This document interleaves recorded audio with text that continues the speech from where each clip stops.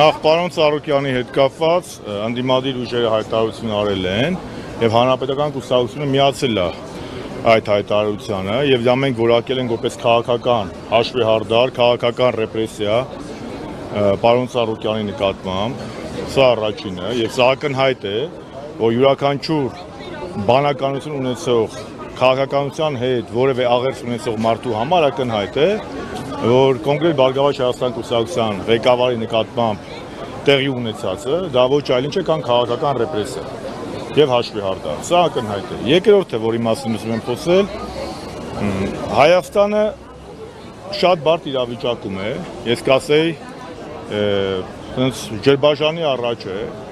եւ ով որ չի գիտակցում, ուզում եմ ասել, որ Հայաստանը կանգնած է պետականության այն վերջին աստիճանի վրա, պետականության կորուստի։ Ինչու, տեսեք, Ադրբեջանը այս տարիներ շարունակ Հայաստանի իշխանություններին պահանջներ է ներկայացնում։ Հայաստանի իշխանությունները կատարում են։ Ադրբեջանի պահանջները ավելի են շատանում։ Հիմա տեսեք, Ադրբեջանը այս վերջի պահանջը դա որն է, անկլավներն են, ադրբեջանցիների վերաբնակեցումն է, բայց ամենառաջինը սահմանադրության նոր սահմանադրությունը, ըստ որի Հայաստանի Հանրապետությունը կհրաժարվի իր անձնագրից, իր ծննդակարգից, դա անկախության հռչակագիրն է, որտեղ չի լինի ոչ մի հեղում, ոչ ցեղասպանության միջազգային ճանաչմանը, ոչ Արցախի հայկականությանը, ոչ եկեղեցու բացառիկությանը, եւ բնականաբար, եթե դա հանում ես, տակ ինչ է մնում, ոչ թե Հայաստանի Հանրապետություն բովանդակությամբ, այլ թուրքական վիլայել կամ Էրմենիստան։ Հիմա բոլոր այն ուժերը, բոլոր այն քաղաքական գործիչները, բոլոր այն քաղաքական առաջնորդները, ովքեր իրականացնում են ազգային պետության պաշտպանման քաղաքականություն եւ դեմ են Ալիևի կողմից հնչեցված եւ սրանց կողմից իրականացվող քայլերին, շինց ու գործերով բռնադատվում են։ Ես այս իշխանությանը որակել եմ որպես նեոբոլշևիկյան իշխանություն։ 20 թվականին հետո 1920 թվականին բոլշևիկները եկան իշխանության եւ դատապարտեցին առաջի հանրապետության երևելիներին, բացեք նայեք, Հովհաննես Կաչասունի, Դանիել Բեկ Փիրումյան, Պողոս Բեկ Փիրումյան լիքն է, մենակ 1600 սպասը կալանավորվել է։ Այս իշխանություններ բոլշևիկների օրինակով բոլոր այն գործիչներին, ովքեր որ խանգարում են իրենց պլանների իրականացմանը, կալանավորում է, պիտակավորում է։ Պլյուս դրան կա նաև այլ խնդիր։ Ըստ մեր սահմանադրությամբ ու առհասարակ ըստ միջազգային օրենքի սեփականության իրավունքը դա պետք է պաշտպանված լինի։ Առանց դատի, դատաստանի մենք տեսնում ենք օրը ցերեկով ոչ միայն պարոն Ծառուկյանի դեպքում, մարդը դու ընդամենը քաղաքական ուժի մեկի ղեկավարն ես, որը մասնակցում է ընտրություններին, դու հրահանգ ես տալի, ուղիղ եթերում ասում ես սրան եմ բոմբ ծրակելու, սրան եմ ունես եկելու, սրան եմ մեզ խլելու, նրանք խելոք կատարում են։ Ես լուծումը միշտ ասել եմ, ես որ լուծումներ ինքս պատրաստ ունենայի, կգայի կանեի, չէի սպասի։ Իմ միակ պարզապես որպես եկարատեպ քաղաքական գործիչ կարող եմ ասել, որ մենք օրինակ հունիսի, չնայած անիմաստ ասում, զատկից հետո ներկայացնում է, բայց ամսի 7-ի գիշերը, երբ որ մենք տեսանք, առհասարակ հասարակությունը տեսավ, որ նախ Բարգավաճ Հայաստանի ձայները արդեն գողանում են։ Երկրորդը տեսան, որ մինչև Կենտրոնական անձնական հանձնաժողովի պաշտոնապես ամփոփումը ուժեղ ուժի ղեկավարը, վարչապետը, պաշտոնակատարը հայտարարեց իրեն հաղթող։ Ես կարծում եմ միակ տարբերակը այն է, որ պետքա անհնազանդության օրինական փողոցային ակցիաներ անել։ Սա է տարբերակը։ Ես ասեմ, ես երկարամյա պետական գործիչ եմ եղել։ Հավատացեք, երբ որ նույն Բարգավաճ Հայաստանը, ՀԱԿ-ը, այն ժամանակվա ընդդիմությունը մեր դեմ միտինգ էր անում, այնց չթվա, ես կարող ասես, բաները շատ է վստահ երևում, բայց այնց չի։ Աթոռը տակը շարժում է, երբ որ ընդդիմությունը փողոցները լցնում է։ Հիմա եթե մենք ամբողջ ընդդիմությամբ համախմբվենք ու ակցիաներ անենք, ես չեմ ասում Նիկոլ Փաշինյանը վեշերը վեկալելու է, գնալու է, բայց չի կարելի Նիկոլ Փաշինյանի ռեժիմին թույլ տալ այս կոմֆորտ վիճակում ամեն ինչ անել։ Մանավանդ եւ երրորդ ամենակարևոր բանը զզվելին, դա միջազգային հանրության եւ եվրոպական կառույցների կոչվածի լռությունն է։ Լռությունը եւ ակնհայտ է, չէ՞ մի բան էլ հռետորական հարց տամ։ Ոնց էր 18 թվականին Նիկոլ Փաշինյանի բնորոշմամբ պարոն Ծառուկյանը խոշոր սեփականատեր էր։ Հիմա հենց իրականացնում է քայլեր, որը իրենց թիմքին չեն համապատասխանում կամ հարիր չեն կամ իրար դուր չի գալիս, դառնում են բան, Պարոն Ծառուկյանը քաղբանտարկյալ, Արմեն Աշոտյանը քաղբանտարկյալ, չալա բոլոր մեջ այդ նստած տղեկը բոլորը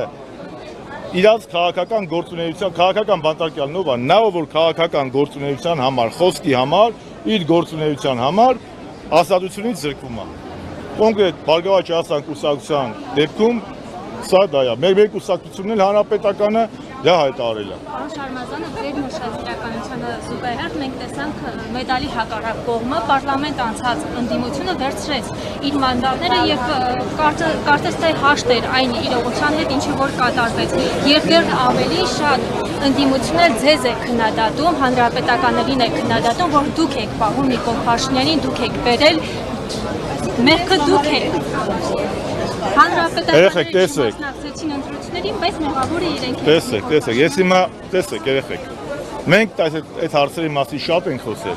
Ես հիմա կարծում եմ դրա վրա իրավունք այդ հիմարությունների վրա կարիք չկա կենտրոնանալու։ Մանդատների վերցնելու։ Իսկ մանդատների վերցնելու գործընթացի վրա ես ասել եմ, կարելի է մանդատ վերցնել ոչինչ չանել, կարելի է մանդատ վերցնել շատ բան անել, կարելի է մանդատ չվերցնել ոչինչ չանել, կարելի է մանդատ չվերցնել շատ բան անել։ Այսինքն մանդատը չի պայքարին խանգարողը, մանդատը պայքարին վնաս չէ, ոնց որ Ջիվանին էր ասում։ Հիմա մենք պետք է հասկանանք, ամեն ինչ ըստ ծրագրի է։ Իմ մոտ դες տպավորությունն է, որ մենք մեկ բոլորս Արգենտինայի հավաքականի մարզիչի օրն ենք ընկել Սկալոնի, որ պլան B չուներ, կարմիր քարտը Էնցո Ֆերնանդեսը ստացավ, պլան B չուներ։ Հիմա դա եմ ասում էլի։ Հիմա մենք պետք է կարողանանք այդտեղ մի բան կա, երեխեք ջան, սա զուտ քաղաքական հարց չի։ Սա մեր պետության խնդիրն է։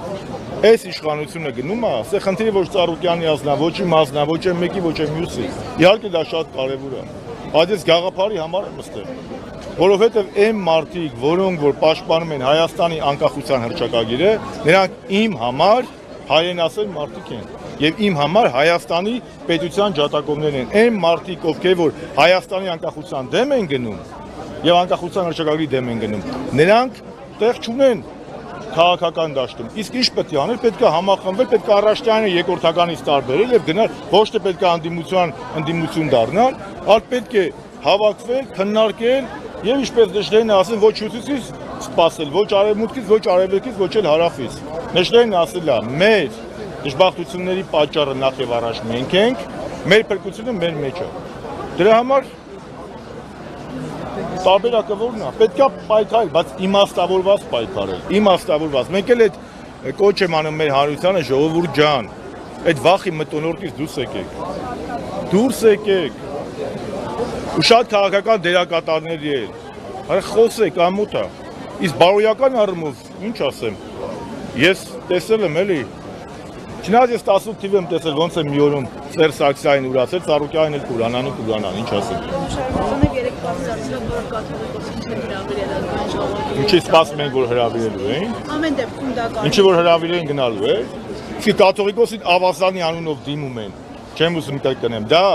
հոգևորականի համար քրիստոնեական աշխարհում ամենամեծ վիրավորանքն է։ Եթե աշխարհում մեզ հազար ներողություն, սրբություն հայհոյեն, դա նույն բանն է, ոնց որ կաթողիկոսին կամ որևէ սրբազանի, որևէ հոգևորականի Ավազանի անունով դիմեն։ Առավոտից Նիկո Ավազանի անունով դիմել են, ասել է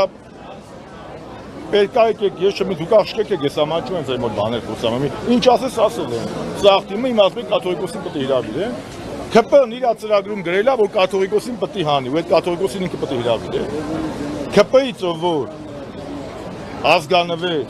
հայրենասիրական, պետականամետ բաներ է սպասել, ինքը կամ քաղաքականությունից կիլոմետրով հեռու է, կամ էլ իրականության հետ կապերը խզել է։ Եվ ես կրկնում եմ, ասիկի եթե վեհապարին հրավիրեր ինքը գնալու է։ Կարծում եմ ոչ։ Եթե դու վիրավորում ես, իհարկե մենք քրիստոնեական աշխարհում դու պետք է ներողամիտ լինես, բայց ներողամիտ լինում են նրանց հանդեպ, որ ներողություն է խնդրում։ Եթե մարդը ներողություն չի խնդրում, ասում է լավ եմ արել։ Ու քիչ եմ արել։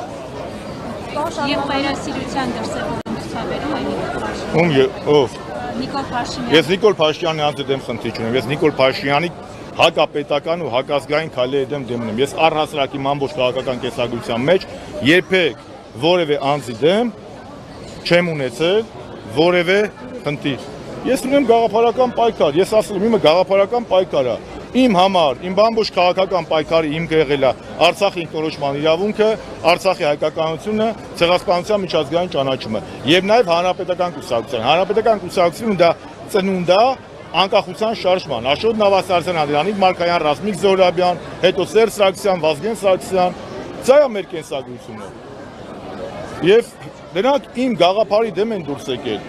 Ես անձի դեմ խնդիր չունեմ, ես երբեք ոչ ընտանիք եմ մտել, ոչ ազնական եմ մտել, ինչպես պարոն Ծառուկյանն էր ասում։ Չէ՞ դա մեր կլասի խնդիր չի, դա չի կարելի մարդ մտնի